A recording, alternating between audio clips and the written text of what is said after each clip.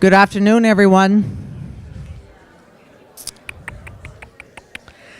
We'd like to thank Ivan Barta and Miriam Dregéy for underwriting Professor Segal's lecture today.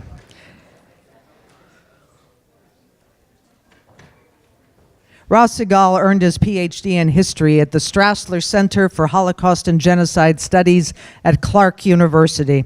He is assistant professor of Holocaust and Genocide Studies and the Sarah and Sam Schoffer Professor of Holocaust Studies at Stockton University, where he also serves as coordinator of the MA program in Holocaust and Genocide Studies.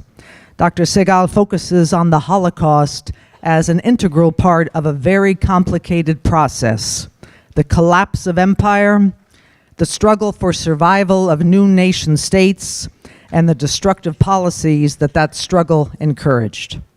Dr. Segal has taught at the University of Haifa, the Hebrew University of Jerusalem, and Tel Aviv University, and he held a Harry Frank Guggenheim Fellowship, a Fulbright Fellowship, and a Lady Davis Fellowship. His latest book, published by Stanford, is Genocide in the Carpathians: War, Social Breakdown, and Mass Violence, 1914 to 45. Last week, most of us read Christopher Browning's compelling piece on the suffocation of democracy. In European politics classes all over the nation, we watch with growing anxiety the collapse of democracy, a death by small cuts, in nations we once believed were the democratic stalwarts of the future, most notably Hungary and Poland. Professor Segal's historical study could not be more timely. Please welcome him. All right, thank you. So everyone, that's okay over there? And everyone can hear me? Obviously, good. All right, thank you. Thank you, Dan, for the generous introduction, and thank you for the invitation. And I'll just jump right in. So I'll present two related arguments in the next hour. One, state violence of the kind we observed throughout the 20th century until today, primarily in the form of mass deportations, played a central role in the destruction of Jews and Jewish communities across Europe during World War II.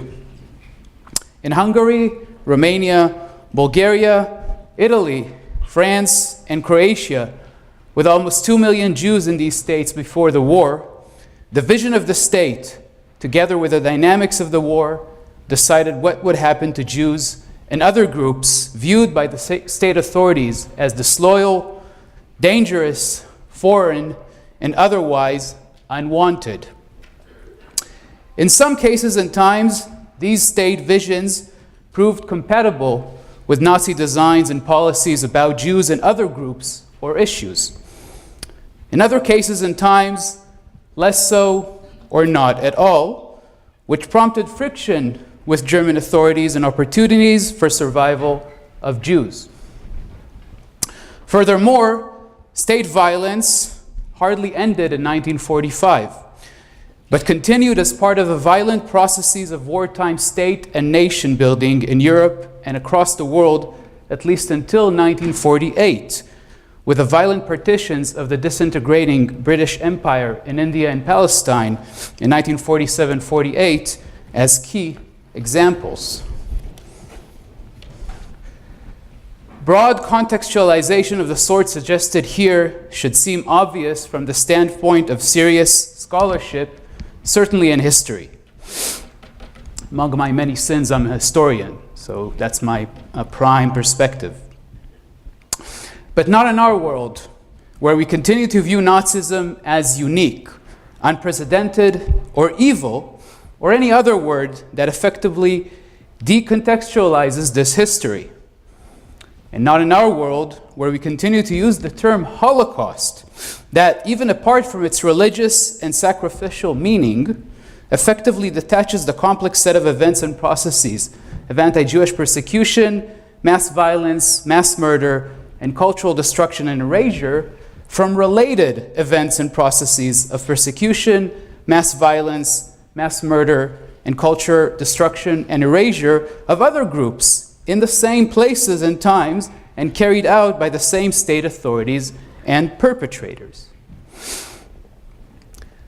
The destruction of Jews and Jewish communities in the Carpathian region during World War II, one focus of this lecture, the Carpathian region, about which I wrote a book, happened within a 20th century history of clashing state-building projects of Czech, Hungarian, and Ukrainian nationalists, and the interest of the Soviet Union to gain a strategic foothold south of the Carpathian Mountains after World War II. So just to give you some geographical background, thought I would be able to point to the map, but in the bluish areas, the Austro-Hungarian Empire, everyone can notice it? Okay? Nod your heads. Yes? So in the upper northeastern quarter of Hungary, the Hungarian kingdom within the Austro-Hungarian Empire before World War I, that's the area that the Carpathian region is prior to World War I. After World War I, it becomes the eastern part of the new state of Czechoslovakia. You see there, Subcarpathian Rus, part of Czechoslovakia after World War I. During World War II, the Carpathians there, you see them again in the middle, becomes part of Hungary. Hungary occupies the region during World War II. Okay, Hungary, Slovakia, east of Slovakia, the Carpathian region. All right, and after World War II, actually in October 1944, the Soviet army captures the region. It becomes part of the Soviet Union, and after 1991, part of independent Ukraine, as you can see here on the map, Ukraine, and on the tip there, on the western tip, the Carpathian region. Okay, you're with me? So a very typical Eastern European region that changes hands, its borders changes, occupiers come and go multiple times throughout the 20th century.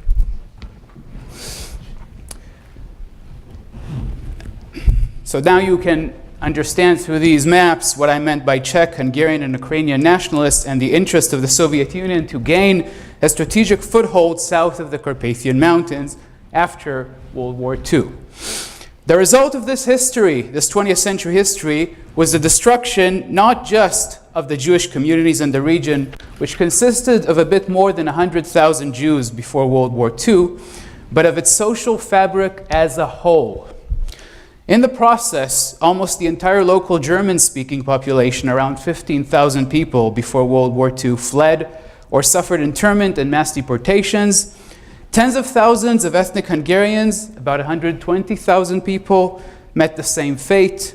Tens of thousands of Carpatho-Ruthenians, the majority East Slavic population of the region that numbered roughly 450,000 people, faced abuse, loss of land, and internment, with Soviet rule after the war recognizing them as nothing more than Russian speakers, though many of them spoke very little Russian, if at all. And with Ukraine, after 1991, with the fall of the Soviet Union, viewing them only as Ukrainians, which many of them have rejected and continue to reject. State and nation-building projects. Finally, most of the Roma population in the region during the war, several thousand at the very least, suffered daily harassment and violence, internment, and mass deportations. Most of the Roma who live in the region today had arrived after the war. So again, just to restate my first argument, the first part of this lecture will deal with the persecution and destruction of Jews as part and parcel of state violence during World War II in the frame of state and nation building projects, before, during, and after the war. The second argument concerns the ironies of global Holocaust memory.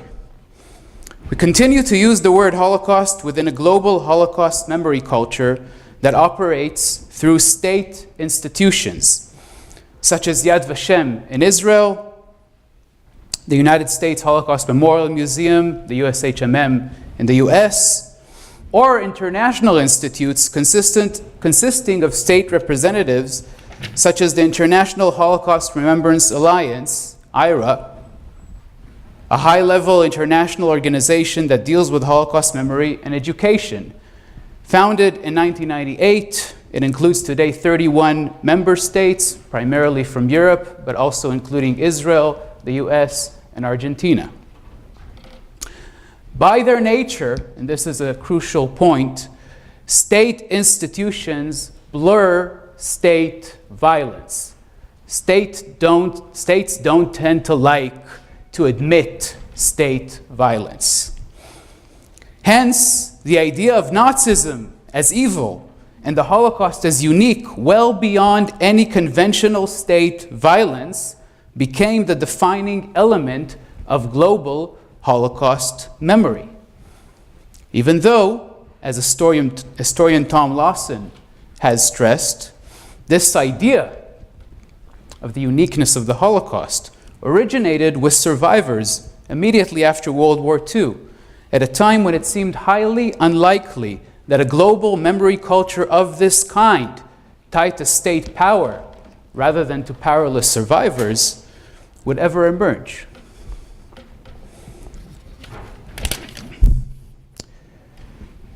And so, we find ourselves today, I will argue, in an ironic, actually absurd situation in which states that play important roles in institutions of global Holocaust memory, in these institutions, for example, like Hungary, on which we will focus, also engage explicitly in distorting the Holocaust as history.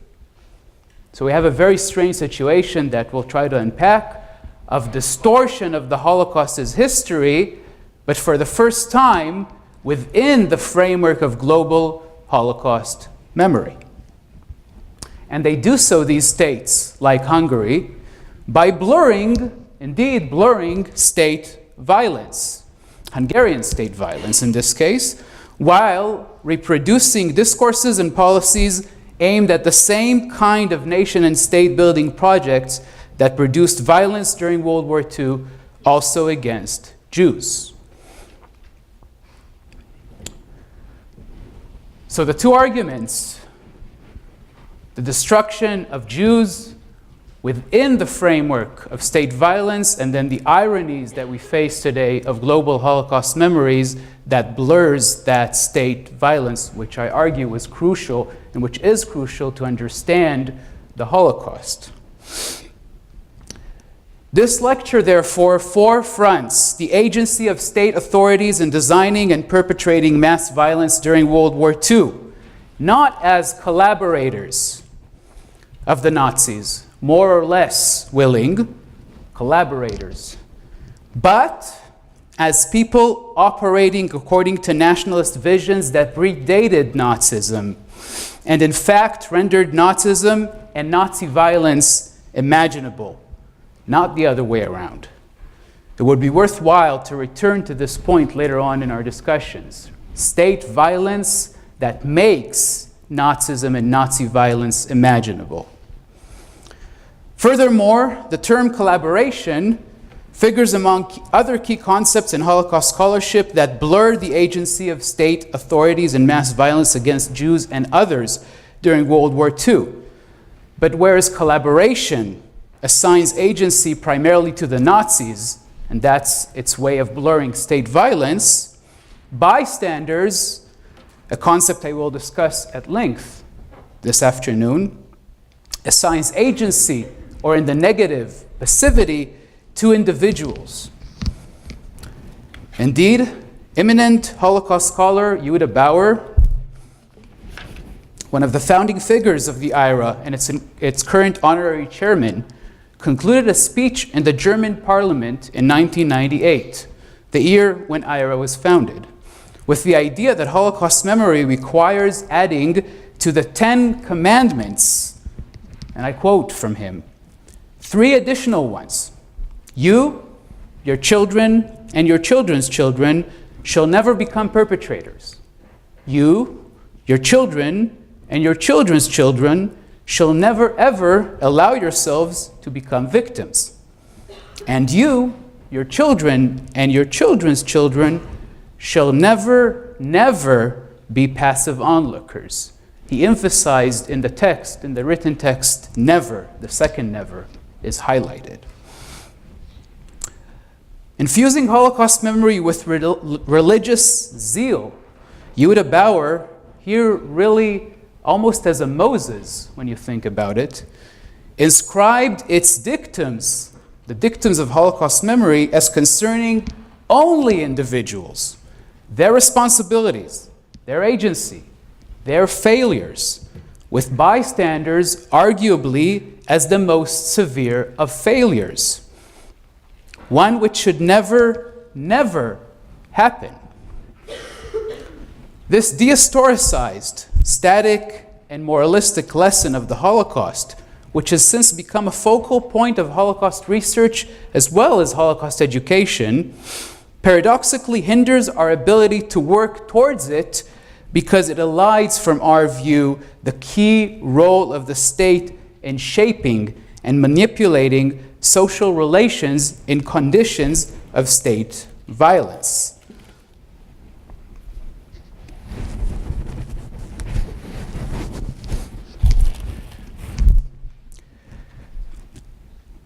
Some Holocaust survivors, however, describe themselves in their testimonies as bystanders to state violence against non-Jews during World War II, though without using the term, of course. These moments in their narratives, which we will see, as flitting as they are unsettling, open a window for us to reclaim the agency of state authorities in this history of mass violence. So through survivors, we'll see how survivors themselves point us to reclaim the agency of state authorities that states today aim to blur. My readings of these glimpses into a complex reality as it unfolded call for a rethinking of the term bystanders, rethinking in order to understand it as denoting a process of social breakdown that is the very goal of state authorities, state assaults on diverse societies, where numbers of groups face different yet related attacks, as in the case of the Carpathian region. So let me just restate this. Bystanders, the concept bystanders, should turn our attention to processes of social breakdown that are the goal of state assaults on diverse societies, right? So the state is crucial here. It's not simply, certainly not simply about individual agency or the lack of it. So let's return to the maps for a second. So as I said, the end of World War I and the Trianon Treaty in 1920 took from the Hungarian kingdom, and what you see here, the Hungarian kingdom in the a bit light, darker blue, is the Greater Hungary, right? That's the Greater Hungary image. That's the history of Greater Hungary territorially within the frame of Austro-Hungary after 1867 and before World War I. That broke down in World War I. Hungary in the Trianon Treaty of 1920 lost 2/3 of its territories and 3/5 of its population and became the Hungary that you see here, below Czechoslovakia, above Yugoslavia, between Romania and Austria. All right? Yes? All right? So as you can see, dramatic change. Greater Hungary, very small, defeated, humiliated Hungary. We know a lot about the humiliation of Germany in the Versailles Treaty of 1919. Hungary, and by the way, also Bulgaria down there, suffered very similar defeats and humiliations, territorial losses, losses of populations, refugees. This set the stage for the emergence of a revisionist consensus in Hungary and the longing to re-establish a greater Hungary, though now with a marked ethnic Hungarian majority. So not this greater Hungary where many different kinds of people of different religions, languages, ethnicities lived together, but a greater Hungary with a marked ethnic Hungarian majority, the nation-state idea. This longing, which cut across political and ideological divides, uniting communists, conservatives, fascists, and liberals, including the majority of Jews in Hungary at the time, has stretched until the present, illustrated in the numerous memorials about the Trianon Treaty across Hungary. And I have just a few examples here, a couple. This is one from a town in southeast Hungary. And you can see, I don't know if you can notice, it's a guillotine, of course, right, coming down on Greater Hungary, right? The image? Yes? You're with me? All right, a guillotine. So it gives you the sense of the emotions, the sense of loss, of defeat, of destruction, really. We have this from Eger in northern Hungary, which is my personal favorite because, as you can see, the weather has damaged it severely, so parts of Greater Hungary have fallen, right? This is not vandalism. Memorials of Greater Hungary, of the Trianon Treaty today in Hungary, are numerous. No one dares to touch them. There's a wide consensus about this revisionist discourse, so this is clearly the weather. There's also stuff like this. Greater Hungary for the greater good. This is what path-breaking scholar of nationalism, Benedict Anderson, called in his celebrated book, Imagined Communities, map as logo. And he writes, in this shape, the map entered an infinitely reproducible series, available for transfer to posters, official seals, letterheads, magazine and textbook covers, tablecloth and hotel walls, t-shirts, and so on and so forth. And he continues, instantly recognizable, everywhere visible, the logo map penetrated deep into the popular imagination. This imagination entailed a multi-layered attack against Jews and others under Hungarian rule during World War II, essentially against diverse social fabrics as a whole. All right, you'll hear me again returning to this again and again. Diverse social fabrics as a whole. So the target of the attack is also specific groups, and Jews were very dominant. But the ultimate target was the idea of diverse societies as a whole, not just of each group on its own, but of all the groups living together in one territory, destined to become part of Greater Hungary. And first and foremost, in its borderland region, so this is again Greater Hungary in red, okay?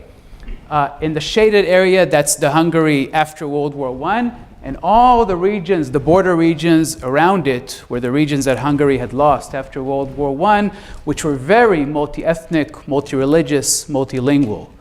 These territories, including the Carpathian region in the northeastern corner there, were the prime target of the imagination, the imagining of Greater Hungary.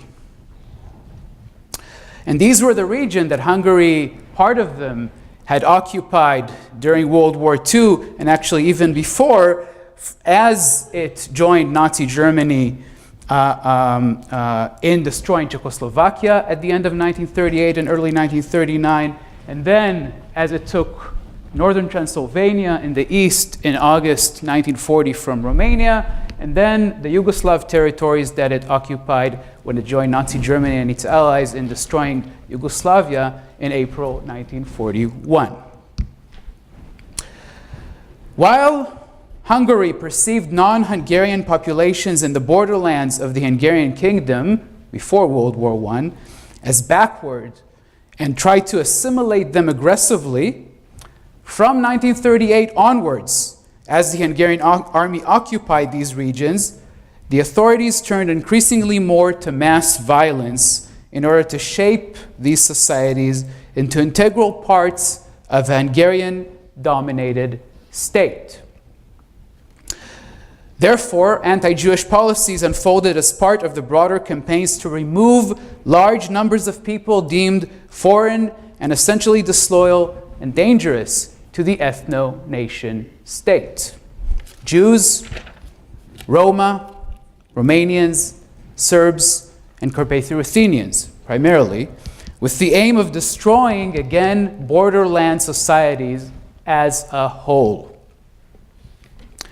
Hungary occupied the Carpathian region, again in the northeastern corner, in two stages in November 1938 and March 1939, in the first phase of territorial expansion meant to overturn the post-World War I Trianon Treaty and thus create the new Greater Hungary. From the very beginning of Hungarian rule in 1938, the Hungarian authorities in the region targeted Jews for discrimination and exclusion alongside other groups. I want to focus here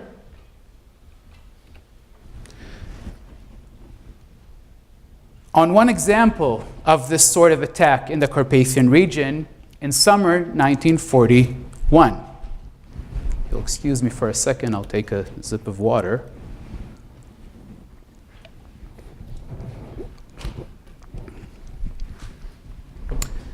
And so, as you can see in the upper quote, writing to Hungarian Prime Minister László Baudosy, the Hungarian governor of the Carpathian region, Miklos Kozma, declared on 10th of July, 1941, quote, "At the beginning of next week, I will push all the non-Hungarian Galicians who escaped here, the uncovered Ukrainian agitators and gypsies tigani, that is the word in Hungarian that he used, across the border."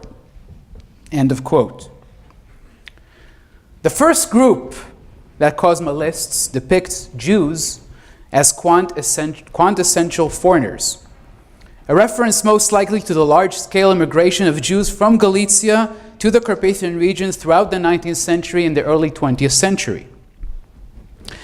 The second group describes Carpatho-Ruthenians as a security threat, an image that stemmed from expressions of Ukrainian nationalism among Carpatho-Ruthenians, though far, far less threatening than the Hungarian authorities had imagined.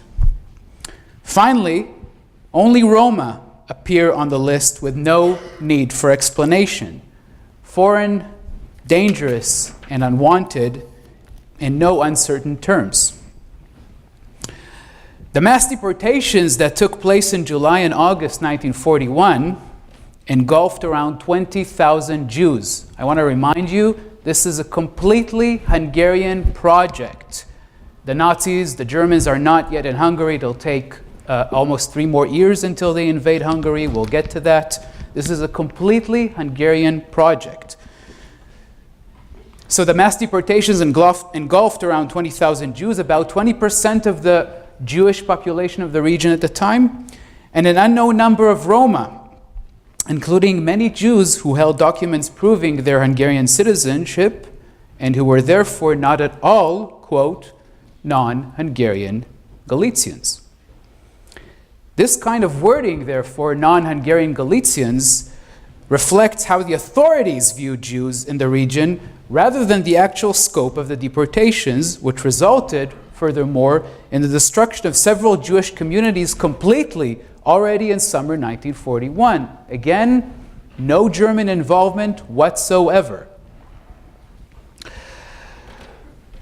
Fast forward in time now for a second. Remarkably, 70 years later, in 2014, Sándor Székely, this person, the head of Veritas Historical Institute in Hungary.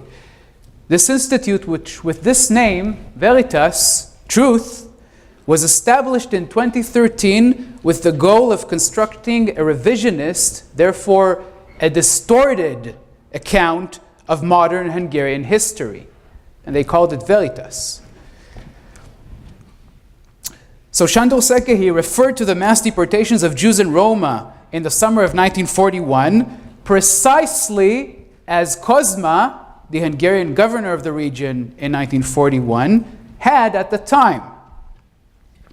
They were nothing more than a legitimate measure, as Székely said in 2014, quote unquote, police action against aliens. This distortion rationalization of mass violence is doubly remarkable since Hungary was and still is a member of IRA, the International Holocaust Remembrance Alliance, which I mentioned just previously. And the Hungarian government declared 2014 as the Holocaust Memorial Year to commemorate the mass deportations from Hungary of more than 430,000 Jews in spring and early summer 1944. Again, we'll get to that, primarily to Auschwitz. So this absurdity of Sándor Székely in 2014, the Hungarian Holocaust Memorial Year, engaging in distortion rationalization of Hungarian mass violence in 1941 in the exact same language that the Hungarian governor of the region at the time used, didn't end there. The following year, 2015, Hungary served as the chair of IRA. Each year the chair is a rotating position, which meant that it hosted its meetings in Budapest in June and in Debrecen in November.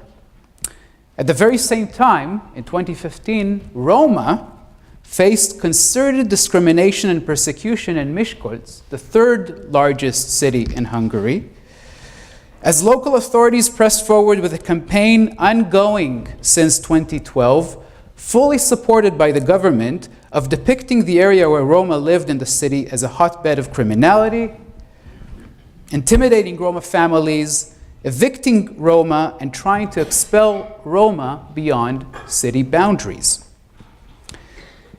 The IRA proceedings unfolded without anyone even mentioning this state assault not far away. On the ground, in many cases, non-Roma joined Roma in demonstration against this, as you can see here. The result in many cases was nevertheless this: evictions and destructions of Roma homes.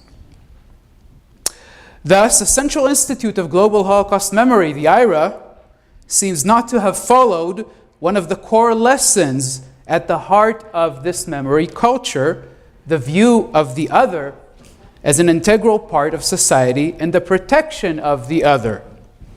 And this other in particular, Roma, who figured among the main victim groups of genocidal violence during World War II, including in Hungary.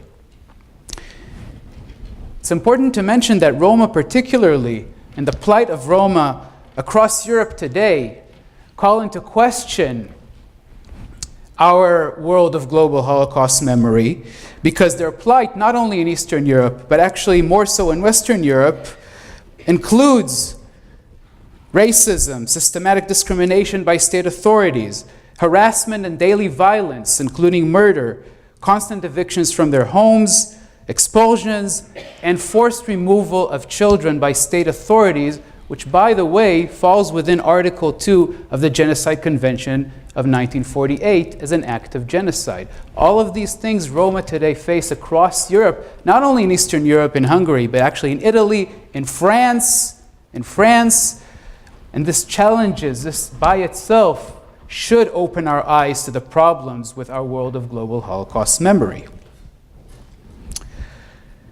Back to summer 1941. As in the case of Jews,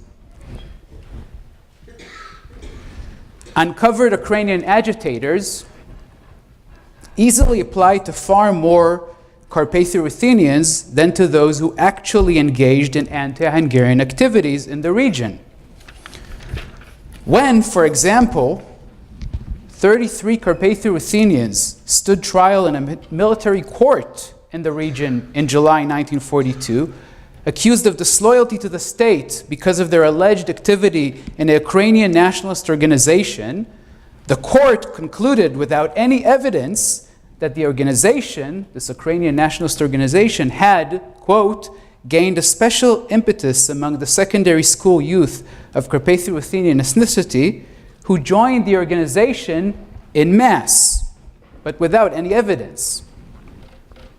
It is therefore not surprising that tens of thousands of Carpatho-Ruthenians, as I had mentioned, suffered arrest, torture, internment, expulsion, the theft of their land, and death during the Hungarian occupation of the region during World War II, including a few days in mid-March 1939, during and immediately following the Hungarian invasion in March 1939, when Hungarian soldiers conducted a number of massacres of Carpatho-Ruthenians, targeting mostly youth members of the local militia that had just offered meager resistance to the invading army, but also targeting non-combatants. We'll come back to this massacre in a few minutes.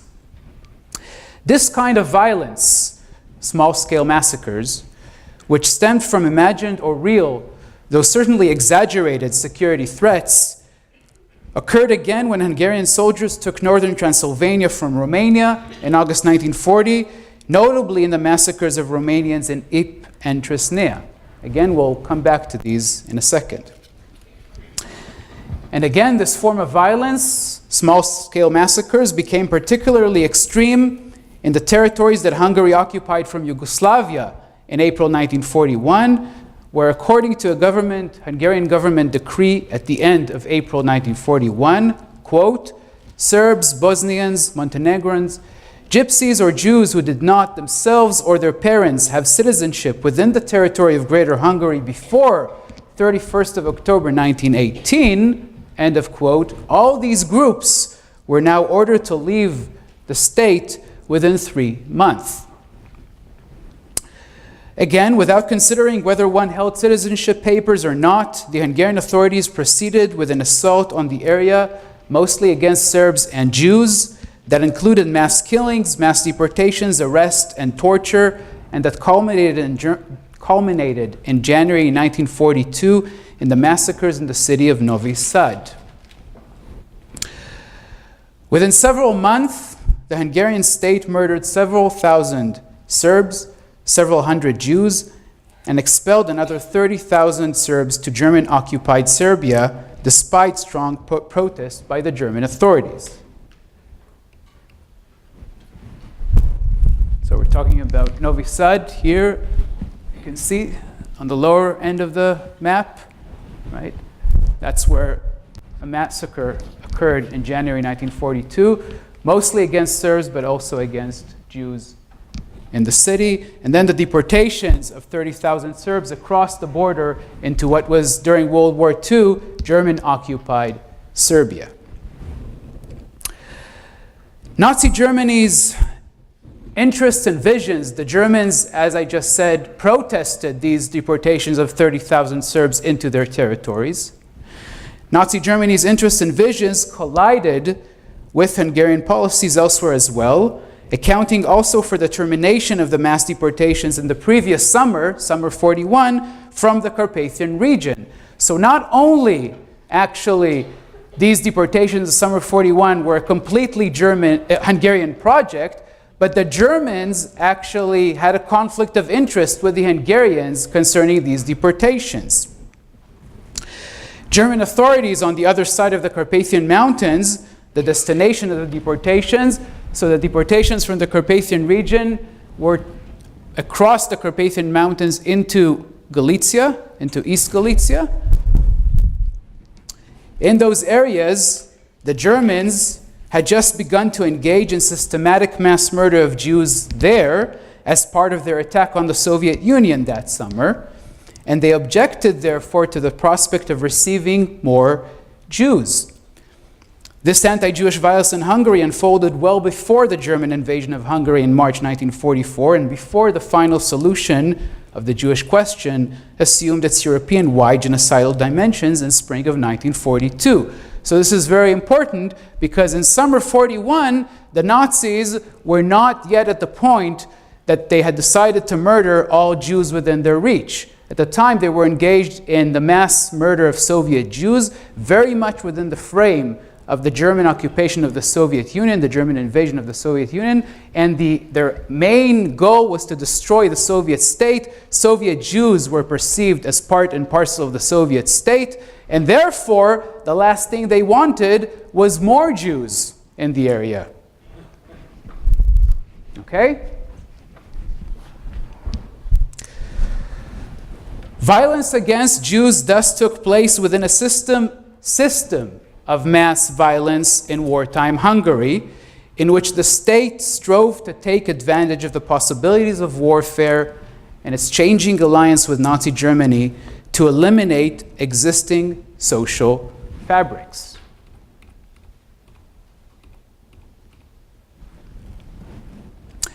Raphael Lemkin, the Jewish-Polish jurist who coined the term genocide, noticed as much during the war when he wrote in his book, Axis Rule in Occupied Europe, during the war, he wrote, quote, that the Hungarian authorities have introduced a genocide policy by endeavoring to impose a Hungarian pattern upon these territories. Here referring to the territories that Hungary occupied from Yugoslavia in April 1941. Genocide policy. This reflected Lemkin's view of genocide as wholesale social and cultural destruction, not necessarily systematic mass murder, and not aimed only at one group. Some Jews, and here I turn to the survivors that I mentioned, some Jews remembered the assault of the Hungarian state precisely in this way, in a Lemkin way, particularly when describing themselves as bystanders to state violence against non-Jews.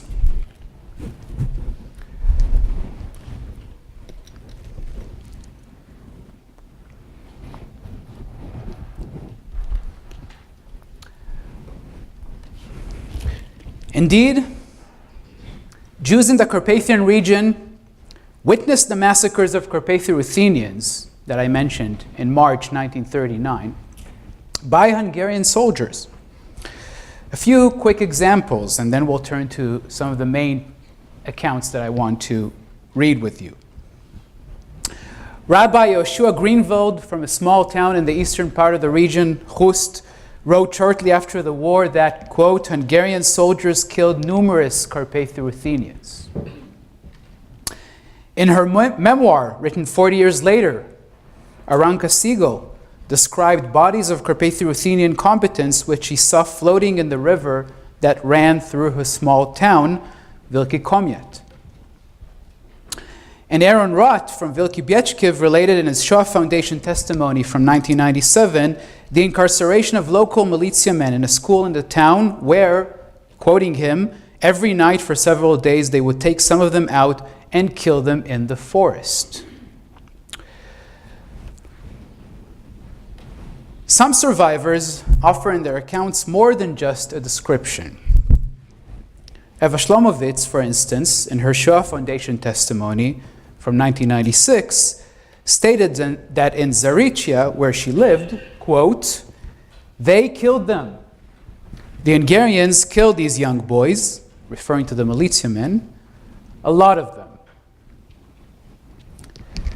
She repeated, as you can see, her statement about the killings 3 times in this short sentence, one after the other, each with a bit more information. The identity of the perpetrators, the youth of the victims, and the scale of the attack. It's very short, but it has a rhythm to it. It is almost as if she wished to disrupt her flow of words, perhaps remain with the anonymity of the first part of the sentence. They killed them. But I suggest that some degree of disbelief, even as she recounted this episode after many years, pushed her to restate the mass killing, unprecedented in her life until then, that she had witnessed in her hometown. So I argue that there's, even as she recounts this, remembers this after many, many years, there's some disbelief that she remembers from the time. Nothing like this had ever happened in her life before, right? And with her account, she also gives us a sense of this disbelief. We'll see from other accounts why I think specifically that we're talking about disbelief. It was Saul Friedlander, another eminent historian of the Holocaust, who evoked the disbelief of Jews as victims in the face of persecution and mass murder during the Holocaust. He argued that Jews could not fathom the abyss that many of them felt had suddenly opened to devour their worlds. Seeking to place this acute alienation at the center of the narrative he crafted in his celebrated 2-volume Nazi Germany and the Jews, Friedlander asked his readers to retain what he called a sense of disbelief as well, with regard to the ways in which this case of genocide happened. So there's a disbelief of the Jews as victims, but he also turned to the reader and asked her or him to retain a sense of disbelief as well.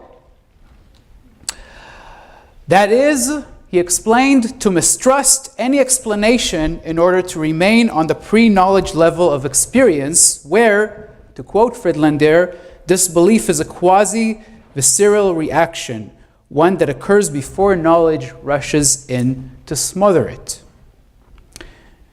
Now, a critical engagement with this somewhat religious proposition extends well beyond the confines of this lecture. But what is important to note and to stress is that Eva Shlomovitz's disbelief relates to the position here, not of the victim, but actually of the bystander. Here, she's describing herself, again, without using the word, as a bystander, whose familiar world changed abruptly as well, if, to paraphrase her, they could kill them. Violet Mittelman, who witnessed the mass killings of Romanians by Hungarian soldiers in her hometown Ip in August 1940, conveyed disbelief born of abrupt and violent change more explicitly. Quote, "It was very scary because one night, on Friday night, they went and they killed. They killed all the Romanians in the town, and we were very scared. They will kill us too, the Jewish people. And we were looking out, and we saw how they took them. They took them away, and they put them in a big grave, all of them. And we were very scared that time. I never forget that. My father, my mother, everyone. We were thinking they now will come after the Jews. But they didn't. It would take almost 4 years until they would." Violet Mittelman stresses repeatedly how scared she and other Jews felt, an experience that she, quote, never forgets. Significantly, she describes this violence as part of her response to a question from the interviewer. When did things start to change? A very typical question in the Shoah Foundation testimonies from the people conducting them. After Violet Mittelman refers to anti-Semitic measures by the Hungarian authorities, which made her very scared, quote, the interviewer then proceeds to ask, what is the first thing that you remember that made you scared? Which prompts her description of the massacre of Romanians in town. So beginning with anti-Semitic measures and moving on to this description of violence against Romanians. She thus explains Hungarian actions against Jews and Romanians as connected, which indeed they were. Final example. Moshe Lichtenstein remembered the violence of Hungarian soldiers against Romanians in a different, though no less illuminating way, in his Yad Vashem testimony from 1992.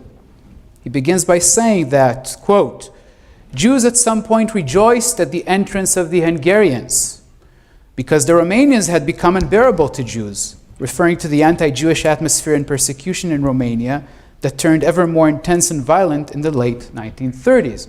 And here a sidebar comment that's very important. We know what happened, right? Moshe Lichtenstein and victims at the times and survivors afterwards, right, we need to remember that they didn't know what would happen. Right? The Nazis in 1940 still did not know what would happen. Right? So when he said, at first we rejoice at the entrance of the Hungarians who would bring about complete annihilation on the Jews of northern Transylvania, were perceived initially by the Jews in the region as almost saviors. And we have the same kind of dynamics among Jews in the Carpathian region in March 1939. Lichtenstein then describes the welcoming reception of Hungarian soldiers in his village, Butium, during which, quote, suddenly the soldiers mounted their horses and hurried away. We wondered what had happened. The next morning they received news of the, quote, pogrom that the Hungarian soldiers committed not against Jews but against the Romanians. And after a few days they went to Dregéy and saw, quote, the big destruction. And here he uses the Hebrew word churban. 8 Jews were also killed. Churban is a very loaded Hebrew word about destruction in Jewish history more broadly, but its Yiddish equivalent, churban, actually denotes the Holocaust in Yiddish, until today. Lichtenstein employs language that marks anti-Jewish violence, pogrom and churban, to make sense of the literally sudden rupture that these events had caused, even though the vast majority of victims were not Jews. Indeed, Moshe Lichtenstein, like Eva Slomovitz and Violet Mittelman, recounts these events with himself as a bystander, even if one removed from the immediate scene of violence. And like Violet Mittelman, he recounts Hungarian violence against Jews and against Romanians. Thus, Friedlander's evocation of completely unexpected and unprecedented violence that begets this belief opens an unexpected window onto the destabilizing experience of the bystanders, the disruption that state violence creates, which recasts the routine possibilities and constraints in society. Now remember, the admonition, never to be a bystander, would mean nothing at all for Eva Slomovitz, Violet Mittelman, and Moshe Lichtenstein, who stood powerless in the face of Hungarian state violence against their neighbors and against themselves, just as their neighbors stood powerless in the face of Hungarian state violence against Jews and against themselves then and later during the war. If German interests in summer 1941 obstructed the implementation of Hungarian designs or stopped them in the Carpathian region, the German invasion of Hungary in March 1944, the Germans invaded Hungary in March 1944 primarily because they knew that the Hungarian leadership was conducted negotiations with the Allies in order to change sides and join the Allies with the war. In the war, they invaded in order to prevent that and to harness the Hungarian economy to the German war effort. So the German invasion of Hungary in March 1944 provided an opportunity to move forward with Greater Hungary vision. The rapid ghettoization and mass deportation of Jews from the Carpathian region and the rest of Hungary, except Budapest, to Auschwitz in spring and summer 1944 resulted from the intersection at the time of the plans, policies, and actions generated by the vision of Greater Hungary with the German machinery of genocide, which then, unlike in summer 1941, was in full swing. However, only a small group of 40 SS men oversaw the anti-Jewish measures in the Carpathian region. Hungarian authorities on all levels were the ones who carried out the swift campaign of violent uprooting and dispossession of tens of thousands of Jews. And these authorities included the Ministry of the Interior and the Ministry of Finance in Budapest that issued decrees and orders, the Hungarian National Railways, the region's governor, mayors, the gendarmes on the ground who harassed, beat, expelled, plundered, and killed. It is in this way that the Holocaust in Hungary, Gesundheit, the Holocaust in Hungary, before as well as after March 1944, is a Hungarian history concerning Jews and other victims, rather than a straightforward case of German or Nazi anti-Semitism that resulted in a campaign to murder Jews on a global scale, regardless of any other matter. And it is therefore important to understand the Carpatho-Ruthenians who witnessed as bystanders the destruction of Jews and Jewish communities across the Carpathian region in 1944 in relation to Jews who witnessed violence against Carpatho-Ruthenians 5 years earlier. Rather than caused by social breakdown, bystanding, this form of behavior, reflected the destruction of social ties that figured as an integral part of the drive to return to Lemkin, quote, to impose a Hungarian pattern. So genocide, in this view, is about the destruction of people, the destruction of culture, but it's also the destruction of social ties as a measure to impose a Hungarian pattern in this case. This project, furthermore, did not end with the mass deportations of Jews in spring and early summer 1944. Immediately with the conclusion of the anti-Jewish violence, Roma faced an intense attack against them by the Hungarian authorities in the Carpathian region, including beatings, sexual assault, and expulsions. And mass violence continued also after the arrival of Soviet forces in October 1944. The Soviets set out immediately to ensure the incorporation of the Carpathian region as part of post-war Soviet Ukraine. This vision branded local Germans and ethnic Hungarians now not only as people associated with enemies, Nazi Germany and Hungary, but also as obstacles to the political consolidation of the area as a Soviet stronghold south of the Carpathian Mountains, which was a military strategic goal, and still is, by the way, a strategic stronghold. The Soviet authorities thus ordered all Hungarian civilians of military age to report for 3 days of labor in mid-November 1944. Those who complied and those caught in other ways, about 40,000 people, found themselves imprisoned in a Soviet concentration camp in the region, from where deportations headed towards labor camps deep in the Soviet Union. Arrests and deportations of local German speakers who had not fled before the arrival of Soviet forces followed in March 1945, ultimately leaving only very few of them in the region. There's about a village and a half of German speakers in the Carpathian region today. Many Carpatho-Ruthenians also faced Soviet mass violence, as did many among the 15,000 Jews from the region who had survived Nazi concentration camps and death marches and returned to the region in the months after the war, mostly searching for relatives.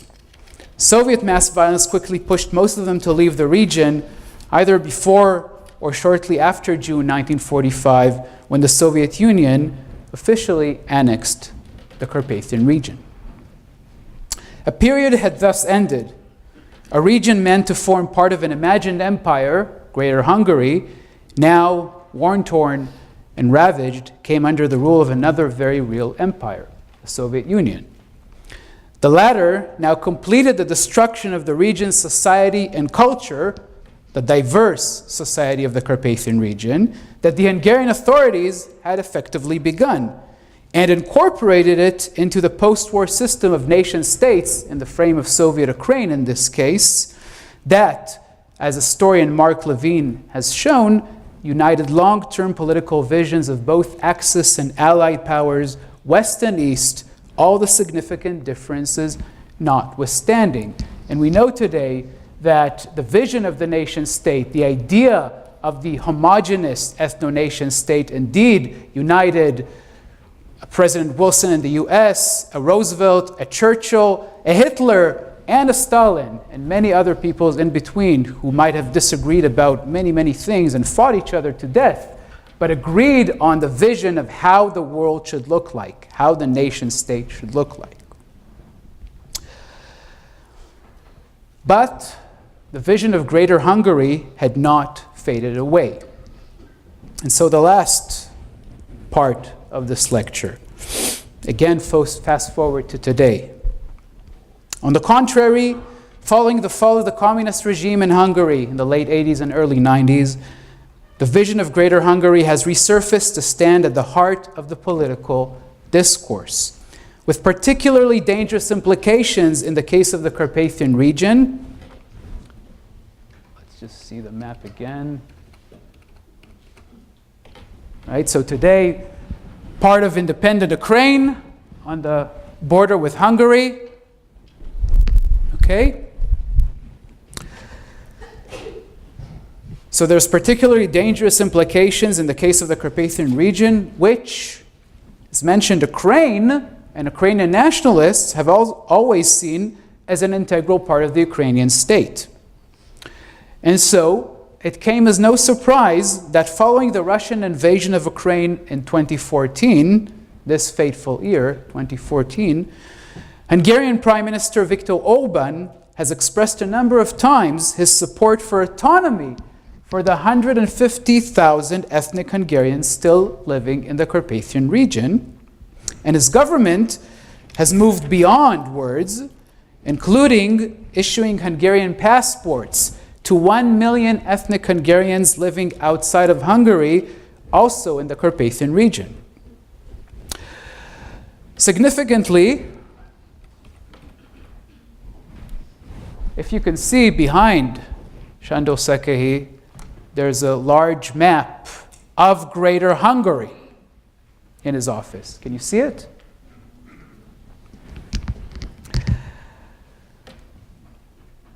And what you see here in the foreground is actually a bust of a gendarme. So behind him, a map of Greater Hungary. In front of him, a bust of a gendarme. And the Hungarian gendarmerie was the main vehicle of Hungarian mass violence, the main vehicle of the destruction of Jews and Jewish communities across Hungary, also in the Carpathian region. That's what he sits between, Greater Hungary and a gendarme.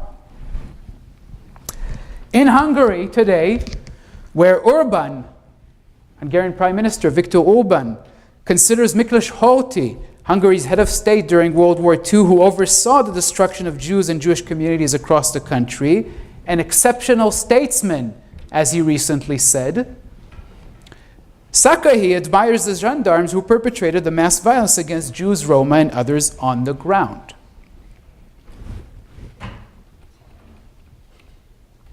Viktor Orbán. In his speech in July 2014, again 2014, in Beltusnad in Romania, in a summer camp for Hungarian speakers, Orbán highlighted political systems that, quote, that are not Western, not liberal democracies, maybe not even democracies, and yet making nations successful, right? His infamous turn to illiberal democracy, or maybe not even democracy. But he then declared, today the stars of international politics are Singapore, China, India, Turkey, Russia. And I believe that our political community rightly anticipated this challenge. And if we think back on what we, that is the Fidesz, Orbán's party, which has been in power since 2010, continuously, what we did in the last 4 years, and what we are going to do in the following 4 years, then it really can be interpreted from this angle. We are searching for and we are doing our best to find, parting ways with Western European dogmas, making ourselves independent from them, the form of organizing a community that is capable of making us competitive in this great world race. And he continued, and this is how he finished. This is how he finished his speech. In times like this, when anything could happen, should we be afraid, or should we instead be hopeful? Because the present order of the world is not exactly to our taste. That this future, although it is uncertain, it could even cause huge trouble. it also holds opportunities and developments for our Hungarian nation. So instead of seclusion, fear, and withdrawal, I recommend courage, perspective thinking, rational but brave action to the Hungarian communities in the Carpathian Basin, but also throughout the world. As anything can happen, it could easily happen that our time will come. Now, the allusion to Greater Hungary in, quote, the opportunities for our Hungarian nation, and note that he was speaking to Hungarian speakers in Romania, but referring to our Hungarian nation. The opportunities that require, quote, brave action from Hungarian communities in the Carpathian Basin, all these allusions to Greater Hungary, indeed in Romania, he was talking in Romania, could not have been lost on his audience. Significantly, and here I turn to the core of the second argument that I make, Urban has also turned to Holocaust memory in this context in a way that has proven, ironically, particularly effective in strengthening the discourse of Greater Hungary. Okay? So he's turning now, as we'll see, to Holocaust memory in order to reinforce the discourse of Greater Hungary, which was the very vision that excluded and then destroyed Jews and others during World War II. Doing this now through Holocaust memory, as we'll see. The Hungarian state now reclaims as Hungarians the Jews that the wartime Hungarian state had deported and murdered after branding them, if you remember, non-Hungarian Galicians. This works well with the broad agenda of the Hungarian government about Holocaust memory. The Holocaust, in this view, unfolded entirely as a German project, a result of a unique Nazi evil, which reflects a dominant idea, indeed, of global Holocaust memory. And so, in Urban's speech in March 2018 in Subotica in Serbia, to mark the renovation of the town's synagogue from the time of Hungarian rule before World War I, so Subotica is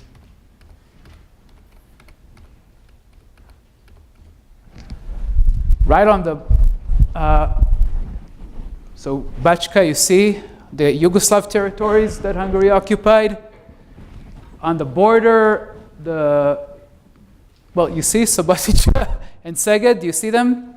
Southern Hungary. Okay, so on the border, it's very close to the border today of Serbia and Hungary. In a speech there in March 2018 to mark the renovation of the town's synagogue from the time of Hungarian rule before World War I, Urban stated, quote, in 2014, the Holocaust memorial year in Hungary, the Hungarian government decided to launch a synagogue renovation program with a budget of around 10 billion forints. Within this program, many buildings from Budapest to Vinohradov Nagyzülös and from Belovo, Beligsas to Subotica, Szabadka have been renovated and saved from destruction. End of quote. Urban, however, did not mention that it was the Hungarian government, not the Nazis, that had ordered the destruction of synagogues in the Carpathian region, for example, immediately after its gendarmes completed the task of interning, robbing, abusing, killing, and deporting the region's Jews. Instead of mentioning that, Urban took his listeners on a quick tour, indeed, of Greater Hungary, through the towns of Belovo and Vinohradovo in the Carpathian region, all the way to the southern region occupied by Hungary during World War II, to Subotica.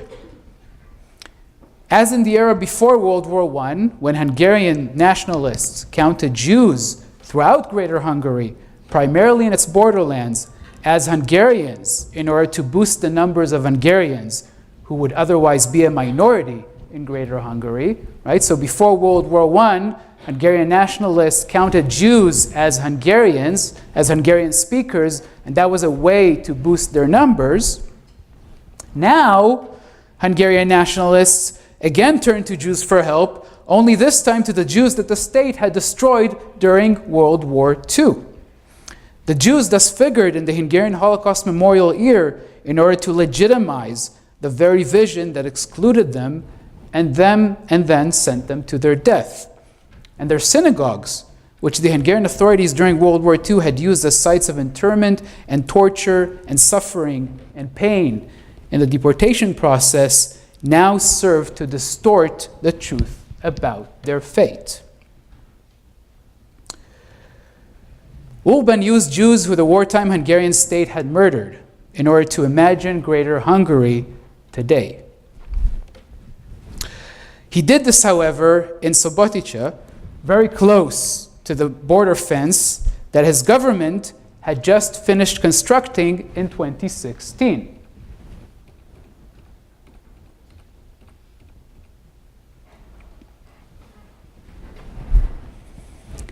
Very close to where he was talking.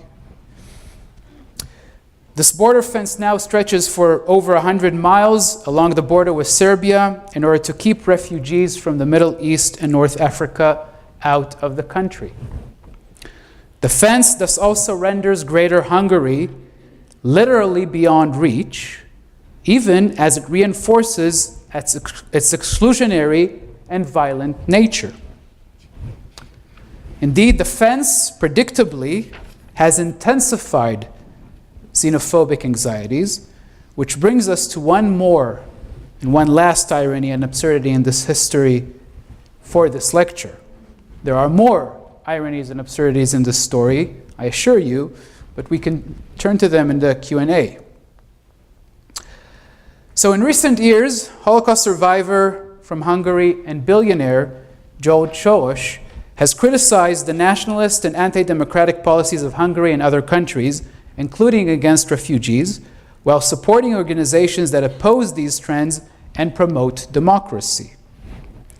In summer 2017, Orban turned Soros into a target of a vicious anti-Semitic election campaign, accusing him of a plot to destroy Hungary through an invasion of migrants, quote unquote. Migrants, which is a word used widely today across the world to deny that refugees are indeed refugees. In other words, to deny the state violence that they had experienced while adding another layer of state violence to their ordeal.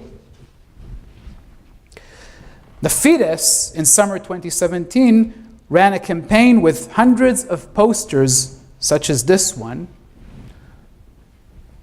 calling on the public, quote, "Let's not allow Soros to have the last laugh," which is what's written here.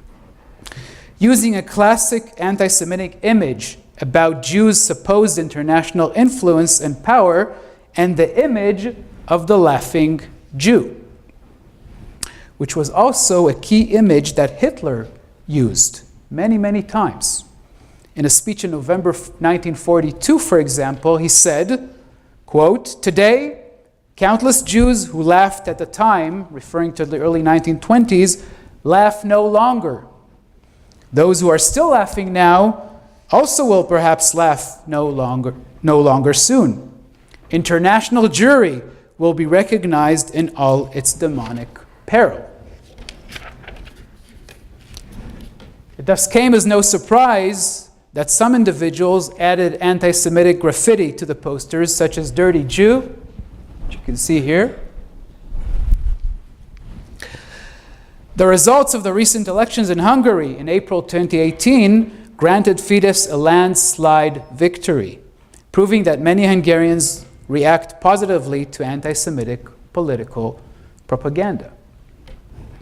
This is terrible enough, but it gets worse. For Hungary joined all other IRA member states, again, the International Holocaust Remembrance Alliance, a major organization of global Holocaust memory. Hungary joined all other member states in 2016 and agreed on a definition of anti-Semitism, a definition that aims to help in the struggle against anti-Semitism as part of the commitment to Holocaust remembrance. Yet not a word was uttered by anyone in IRA about the anti-Soros campaign in Hungary. which clearly falls within the organization's definition of anti-Semitism and is in any case a clear, crude, and violent anti-Semitic image. This episode gets now even uglier, actually, but this too we will leave, if you would like to pursue it, for the Q&A.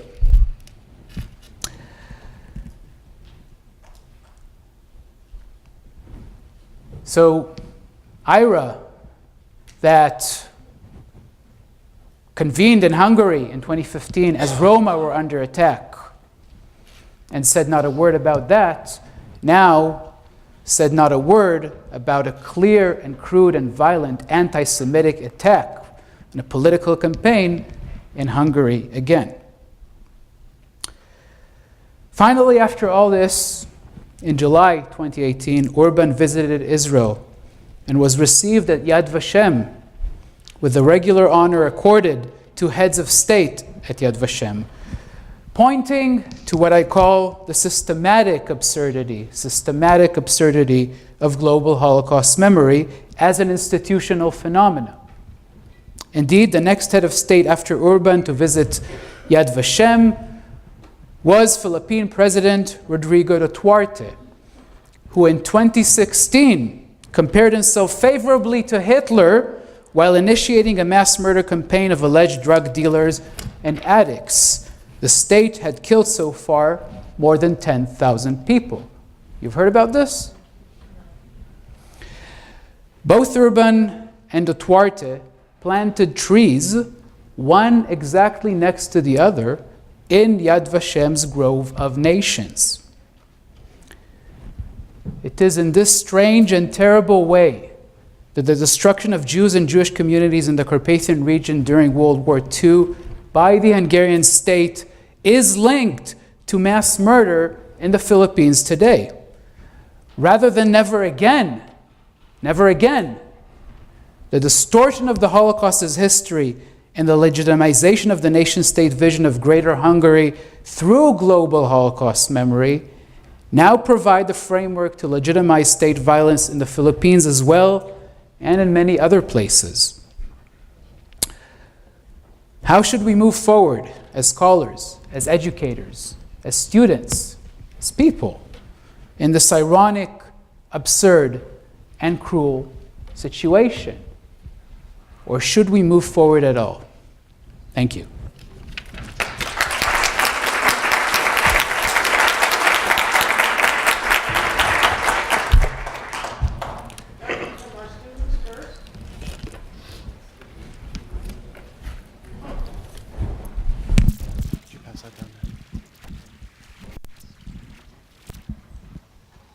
Hi. So my question is, how does the denial of the Holocaust benefit the Hungarian government?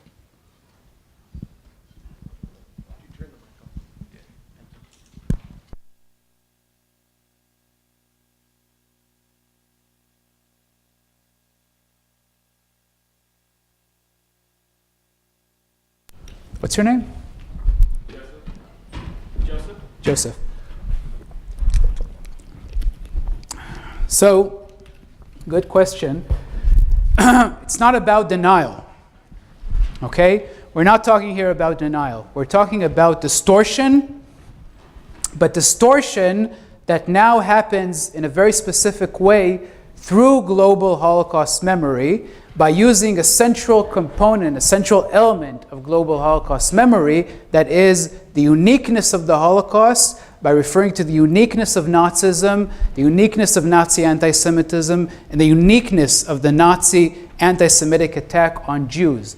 So the Holocaust now becomes something that is only about Nazis, only about Nazi Germany.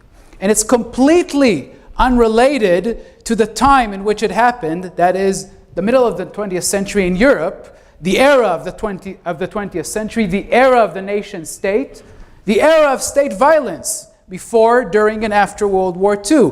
Completely disconnected from that essential context to understand it, which works very well for Hungarian nationalists, and for many, many other nationalists, not only in Europe, by the way, right?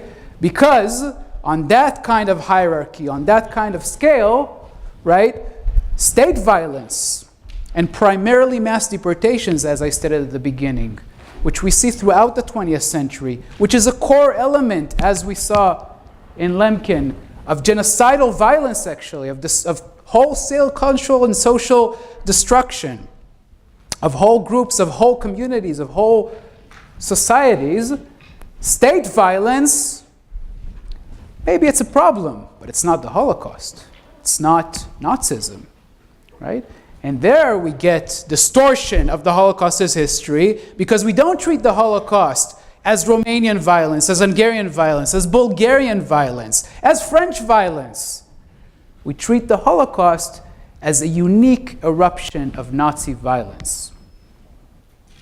That's how it serves Hungarian nationalism, that's how it serves Hungarian nationalists, and that's how, ironically, it legitimizes today the very vision, Greater Hungary, that was at the core of the destruction of Jews and Jewish communities during World War II. All right?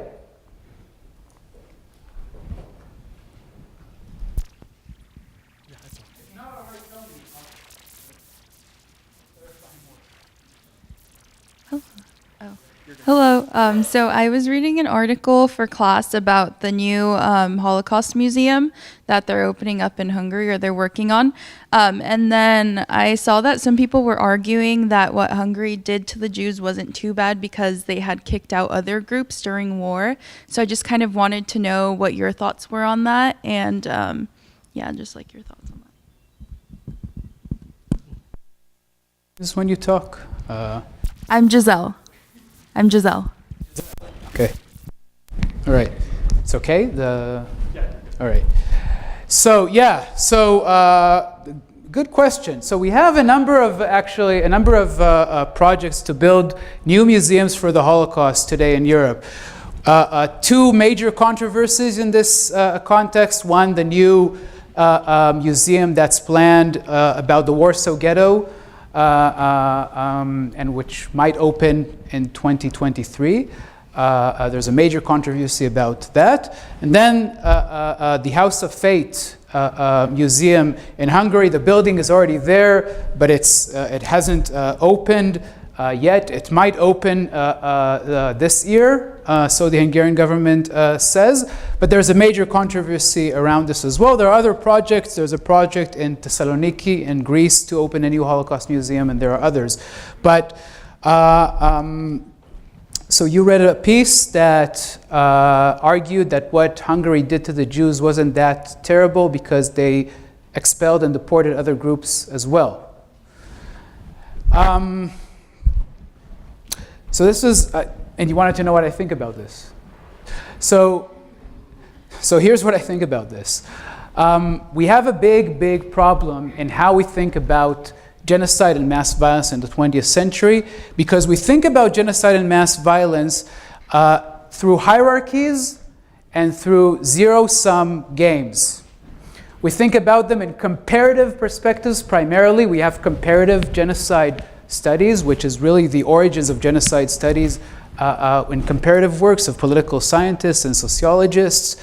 And in this comparative perspective, we have a hierarchy in the name of the field, by the way, Holocaust and Genocide Studies. Have you ever thought about the name of the field? Why is the field named Holocaust and Genocide Studies? Why not Rwanda Genocide and Genocide Studies? Why not? The Holocaust, however we think about it, in the name of the field, creates a hierarchy of mass violence. We have the Holocaust, we have genocide, which usually means various kinds of classic cases. The Armenian genocide, even though it's still under institutional, official denial throughout the world. The Holocaust, Cambodia, Darfur, the Rwanda genocide, of course, Yugoslavia in the 1990s in some cases, Srebrenica, the Herero and Nama in the early 20th century in some cases enter the list. So genocide, but really classic kind of cases, quote unquote, right? And then everything else. And everything else, by the way, is state violence.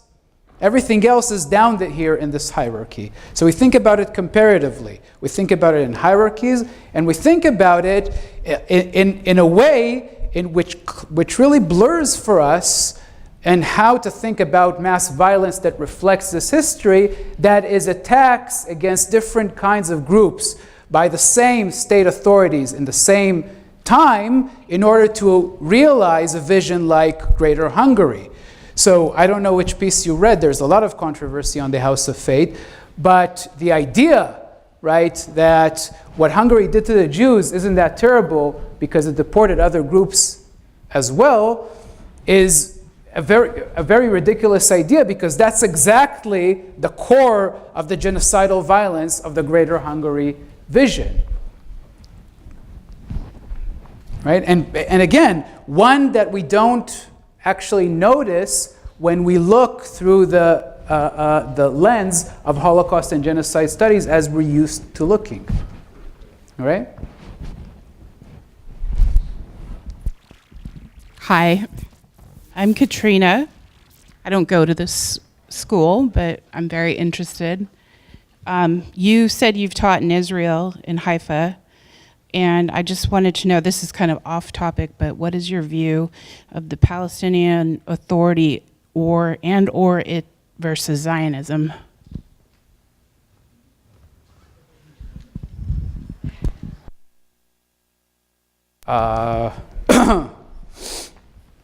What is my view about Palestinian nationalism versus Zionism, or?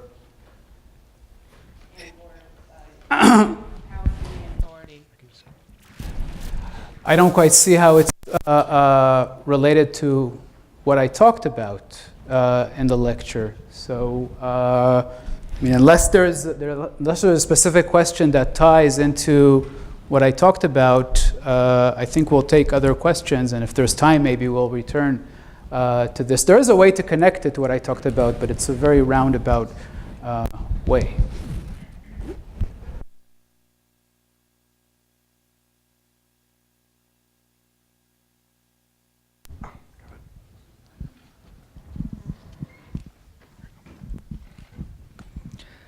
My name is Adam.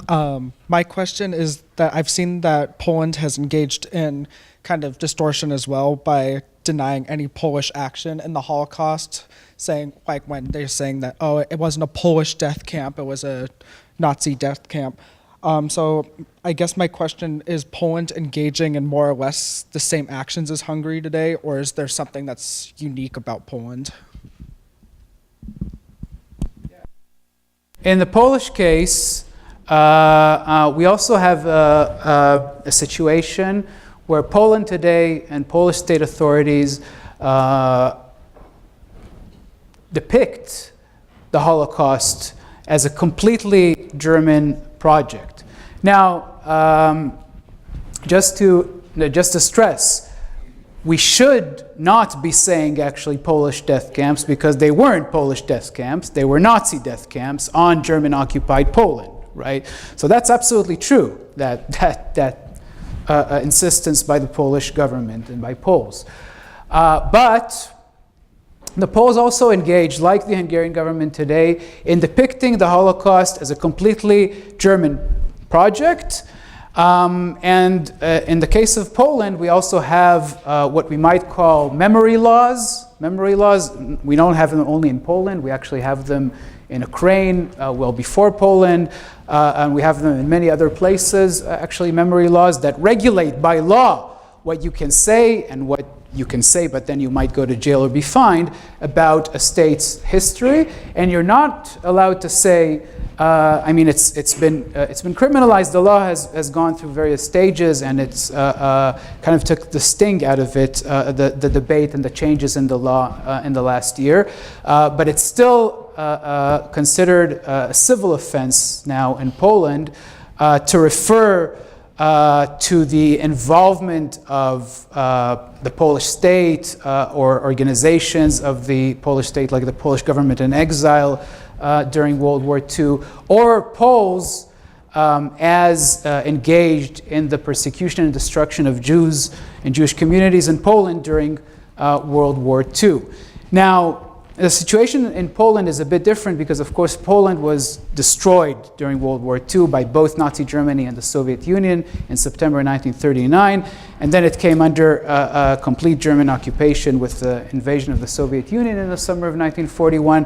So a very different historical context than Hungary during the war, which is an independent state, and even after the German invasion in March 1944, retains a lot of its independence.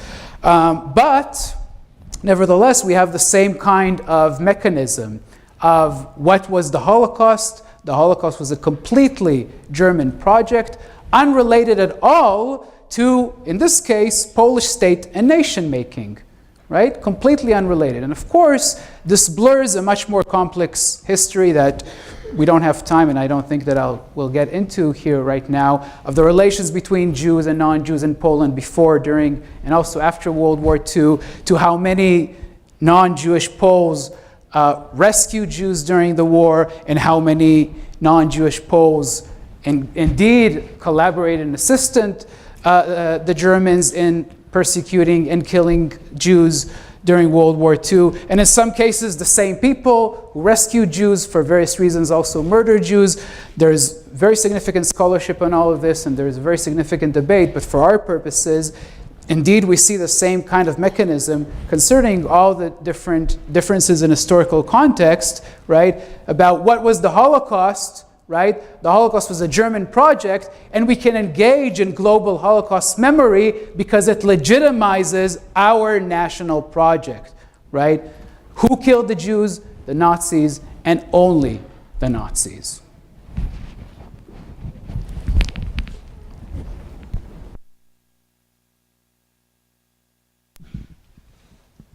I'm Alexa, and I was wondering if you know why the IRA was willing to overlook that campaign that was so clearly anti-Semitic in Hungary.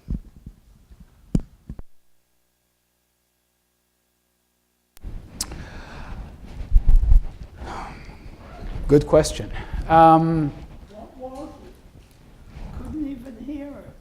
So the question to repeat was why IRA, the International Holocaust Remembrance Alliance, was willing to overlook the anti-Semitic campaign, the anti-Polish campaign in Hungary in 2017, 2018. Why nobody in IRA, right, after IRA in 2016, including Hungary, all the member states had signed on a definition of anti-Semitism, and here we have a clear case of anti-Semitism without anyone uttering a word. Why was that? So the IRA is an organization that the delegations of the member states are made up of both scholars but also politicians that are, for example, in Hungary, the delegation is made up of Fidesz people, Fidesz party people, the ruling party in Hungary today, and scholars. Both of them sit on the delegation. That's how it goes, all the delegations in IRA. So we have to consider that IRA, of course, like all institutes of global Holocaust memory, as I said at the beginning, like Yad Vashem in Israel, like the USHMM here in the US, are political organizations. Holocaust memory, global Holocaust memory is an institutional phenomena, not as ideas in our heads. As an institutional phenomena is, of course, a political project, global Holocaust memory. Now, why specific people in IRA decided to remain silent is one kind of question. But what's important to emphasize in relation to your question is that, and this is a core part of my argument, is that global Holocaust memory, the institutes of global Holocaust memory, are state institutes. And as such, state institutes are not interested in criticizing themselves. They're interested in blurring state violence. That's the main concern of state institutes, and that goes also for state institutes engaged in global Holocaust memory. And therefore, why certain people chose to remain silent? Because these organizations are made from people, of course, right, with different kinds of agendas, different kinds of people. But as an institution, right, this very much is an indication, why did the IRA people choose to remain silent when not far away in Hungary in 2015, Roma houses were demolished for the very same reason. What we have here is a clear indication. It shows us, right, how global Holocaust memory legitimizes state and nation building projects, blurs state violence, right? And it does this, again, by also distorting the Holocaust as history by blurring the aspect of state violence in this history. Okay? I just want to emphasize, specifically about the IRA, that in the IRA meeting in 2015, in Budapest and Debrecen, the two meetings there were a small minority of people in IRA from various delegates, including from the delegations of the US, who decided to boycott the meeting. But they were a very small, tiny minority. So there's different people in these institutes.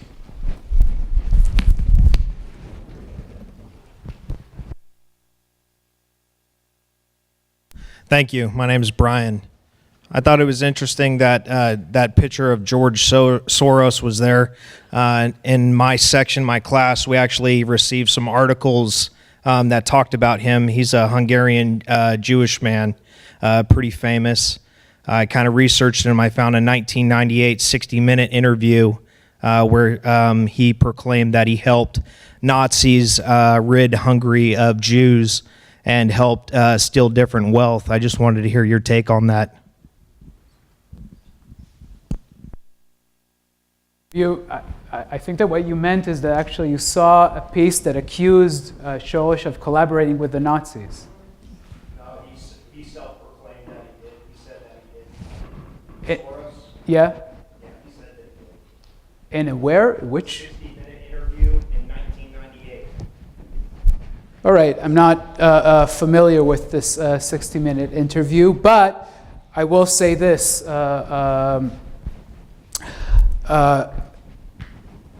There is, since George Soros is engaged in his philanthropy, he's a very, very rich person, in combating and struggling against anti-democratic tendencies in the world around us, and there's a lot of them.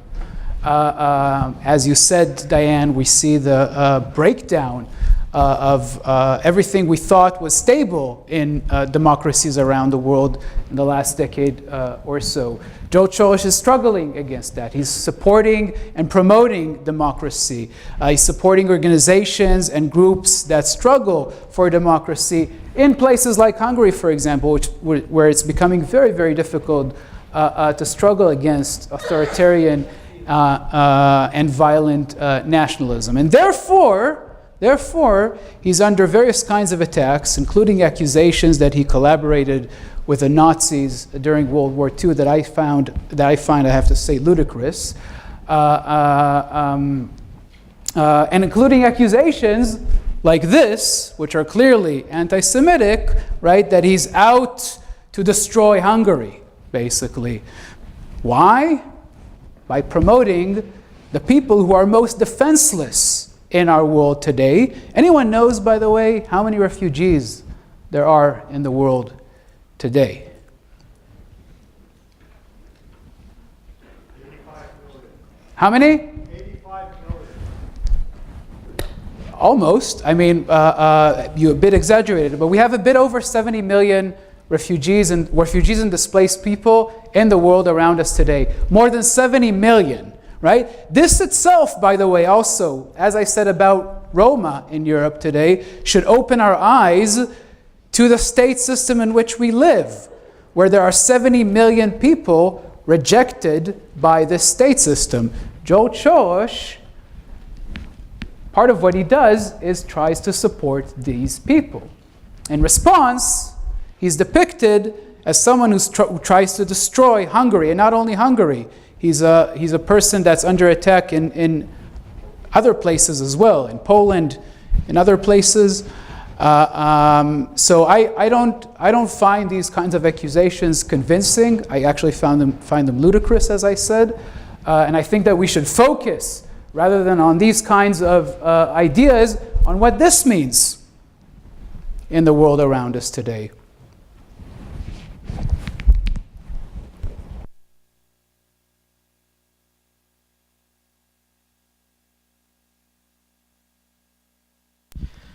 You brought up a couple organizations that Orban and others were involved in state violence and genocide that Orban were venerating. I assume that Orban's not venerating them purely for their state violence and genocide, and that he believes that they did some good things for the country outside of it. And I have a follow-up question based on that when you answer.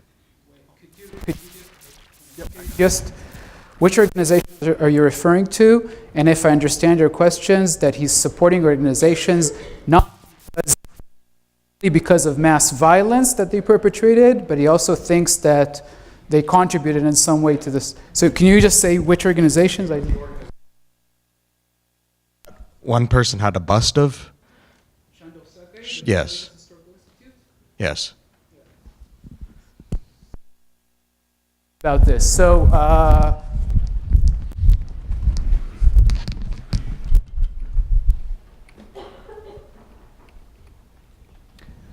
this is not an organization. Veritas Historical Institute is a state institute. As again, was founded in 2013 in order to craft a revisionist, that means a distorted narrative of modern Hungarian history, not just the war, modern Hungarian history, right? So that's Veritas. But I do want to comment in response to what you said, that sometimes we have the ideas that, yes, violence occurred, but there's also various other positive things, perhaps, that resulted from a period of violence, from organizations or institutes of violence.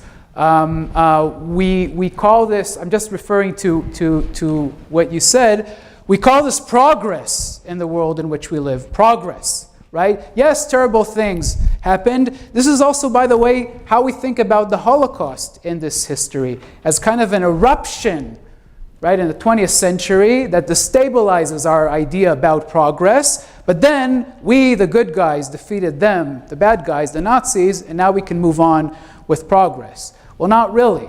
As we all know, who defeated the Nazis? The Soviet Union, right? One really bad guy defeated another really bad guy, right?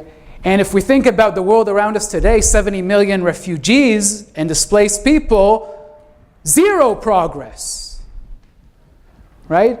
So the idea that, and we can think about the history of this country as well in this frame, and particularly this state, California, where we are, the idea that era and a period of mass violence and genocide also has various kinds of positive results within the frame of progress, never works.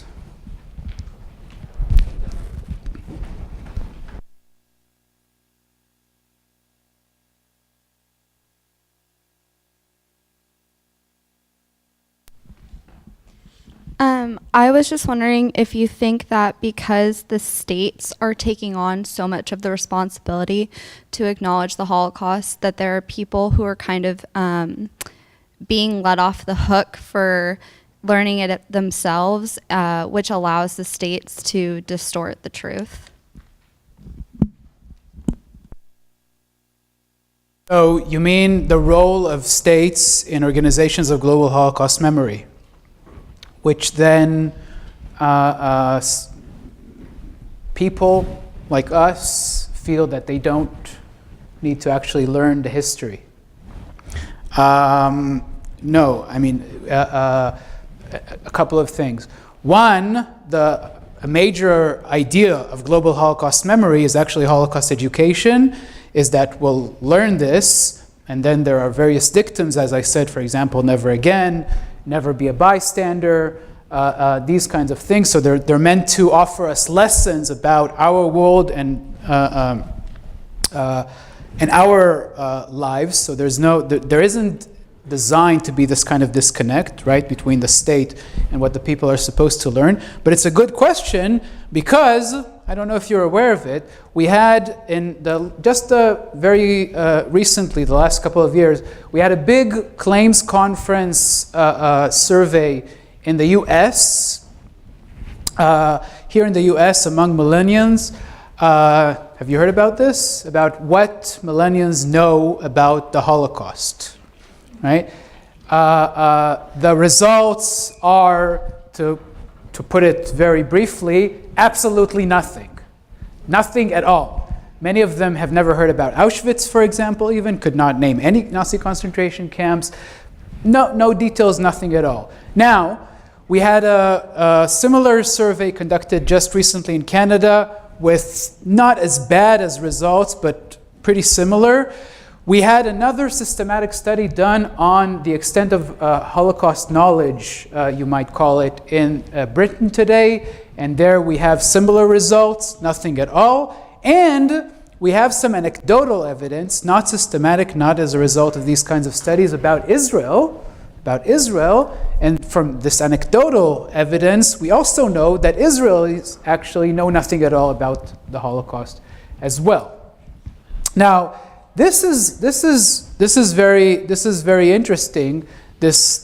How is it that in an era of global Holocaust memory, where every day there's at least one new book that comes out about the Holocaust, right? Where there's so much film and art about the Holocaust, where the Holocaust has become a marker of Western identity in the last 3 decades, right? How is it that in the US and Canada and Britain and probably also in Israel, we know nothing about it?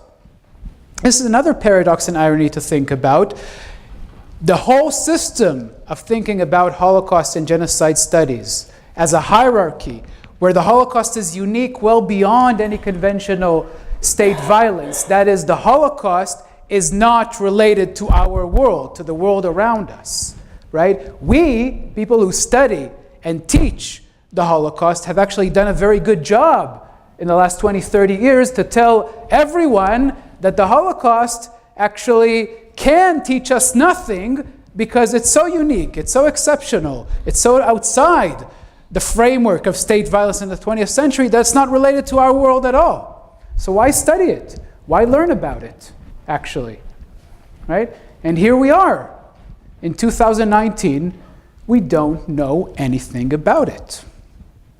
We need to ask ourselves how that is, actually.